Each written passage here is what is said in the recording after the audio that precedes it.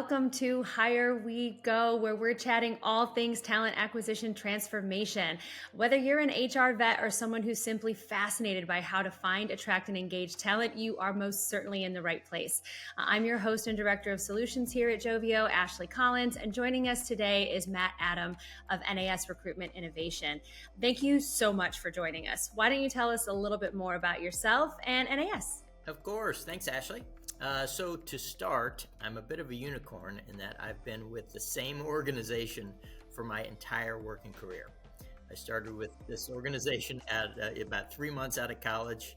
I won't say the year, but it was during the Clinton administration. So it's been a number of years. The company is NAS Recruitment Innovation. We are a leading employer branding and recruitment marketing firm. And I love it for a couple of reasons. First of all, I love the space that we're in. Finding a job is always stressful, and as we all know, finding the right fit, both culturally and by position, skill fit, etc., is really hard. And it sucks when you don't get it, but it's amazing when you do. So just playing a really small part in that is super fun and rewarding, and so it's really fun. And then the industry, the company, my job is anything but stagnant. It's changed dramatically over the past couple of years, and I kind of consider it a bit of a badge of honor that I've been able to survive through it.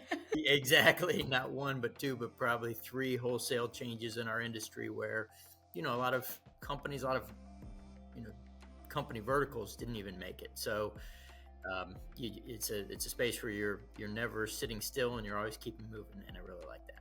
No, absolutely. It sounds like we've been around about the same amount of time. And my career kickstarted when we were making the transition from print to online and everything in between. It's crazy. Absolutely crazy. So tell me, Matt, I'm keen to get your thoughts. What's one area of your business that really excites you?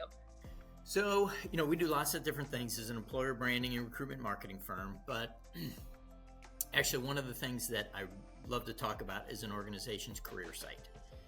So I think that the career site, in my mind, is kind of the nucleus of your recruitment marketing strategy. It's where every candidate goes at some point in the apply process, and they make assumptions about who you are based on what they see out there, and sometimes it's their first impression of you. So it's really a chance to lock them in, to get them excited. And yet, by and large, career sites they're wonky. They're detached from what candidates actually want, and they don't provide a great experience. So,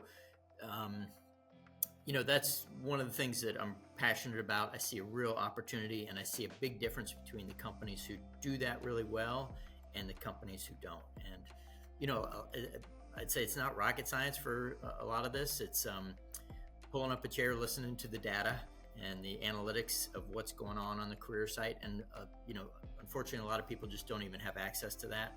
So they're flying blind. But, if you can see what the candidates are telling you, it becomes pretty clear what the path is to fix the process.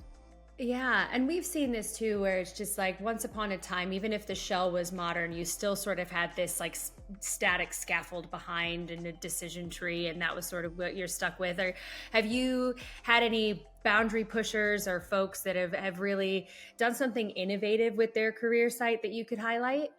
Yeah, for sure. So here's a simple one. And it's innovative in the sense that not a lot of companies are doing it yet. But it's the delineation of your job families and providing different paths depending on the audience that you're speaking to. So I'm cautious to say it's innovative because it's pretty simple, but it's something that can provide profound impact. So if you're a healthcare organization, treating your nurses and some of your hard-to-fill physicians, APPs, differently than your dietitians and your HR and accounting staff, most companies cattle call all them down the exact same path. And so just by separating them out, you can make a huge change. I love that. And to your previous point, the knock-on effect of analytics and how you can train AI when you are segmenting out workflows like that is also pretty cool. I'll resist the temptation to go down a rabbit hole, but But instead of going down that rabbit hole, I will ask you, if you had a magic wand, what would you change about talent sourcing in 2025 and heading into 2026? First of all, this is such a fun game. It's like I've spent some time thinking about it, and it's kind of like the if you could have dinner with three famous people from history, like who would you have it with? Kind of gets you thinking in all different kinds of ways. So the first one is just fewer clicks to apply. We've been talking about this forever.